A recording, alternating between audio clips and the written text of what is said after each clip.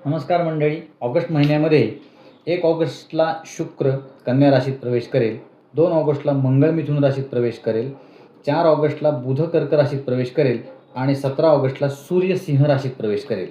तर या 4 ग्रहांच्या राशी परिवर्तनाचा आपल्या राशीवर काय परिणाम होतो जाणून घेऊ. नमस्कार मंडळी, मी योगेश देशपांडे आपल्या मराठी हॉरोस्कोप विथ योगेश देशपांडे या चॅनलमध्ये आपल्या सगळ्यांचं सहर्ष स्वागत करीत आहे. या व्हिडिओमध्ये आपण कर्क, सिंह आणि कन्या राशीचे ऑगस्ट 2026चे मासिक राशी भविष्य पाहू. कर्क राशी. सूर्य, बुध आणि गुरुच्या युतीमुळे तुमच्या राशीत त्रिग्रह योग तयार होत आहे.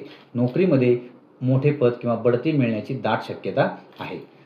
हा महिना आर्थिकदृष्ट्या अत्यंत प्रगतीचा ठरेल. रखडलेली कामे पूर्ण होऊन पैशाची आवक वाढेल. घरगुती सुखसमाधान उत्तम राहील. समाजात मानसन्मान वाढेल. पोटाचे विकार किंवा अपचनाचा त्रास होऊ शकतो. खानपानावर नियंत्रण ठेवा किंवा शक्यतो बाहेरचं खाणे टाळा. सिंह राशी. 17 ऑगस्टला सूर्य तुमच्या राशीत प्रवेश करणार असल्याने सरकारी कामात मोठे यश मिळेल. राजकारणात किंवा मोठ्या पदावर असणाऱ्या लोकांना मोठा लाभ होण्याची शक्यता आहे. गजलक्ष्मी राजयोगाच्या प्रभावामुळे बँक बॅलन्स वाढेल. नवीन योजनांमध्ये केलेली गुंतवणूक फायदेशीर ठरेल. वैवाहिक जीवनात आनंदाचे वातावरण राहील. जोडीदाराच्या प्रगतीमुळे आनंद होईल. आरोग्य उत्तम राहील, मात्र अतिउत्साहाच्या भरात स्वतःला थकवून घेऊ नका. कन्या राशी. महिन्याच्या शेवटी शुक्र तुमच्या राशीत प्रवेश करेल. कला, संगीत आणि मीडिया क्षेत्रातील लोकांना मोठी ओळख मिळेल.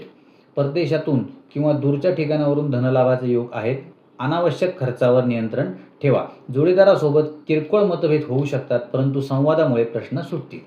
मानसिक ताण आणि डोकेदुखीचा त्रास संभवतो. योगासने करा, फायदेशीर ठरेल. तुम्हाला जर आमचे व्हिडिओ आवडत असतील तर आमच्या व्हिडिओला लाईक, शेअर आणि सबस्क्राईब नक्की करा. आणि जर तुम्ही हे व्हिडिओ फेसबुकवर पाहत असाल तर आमच्या पेजला फॉलो नक्की करा. तुम्हाला तुमच्या कुंडलीविषयी काही वैयक्तिक प्रश्न विचारायचे असतील तर तुम्ही मला कॉमेंटमध्ये मेसेज करू शकता. मी 24 तासाच्या त्याचं उत्तर नक्की देईन. धन्यवाद.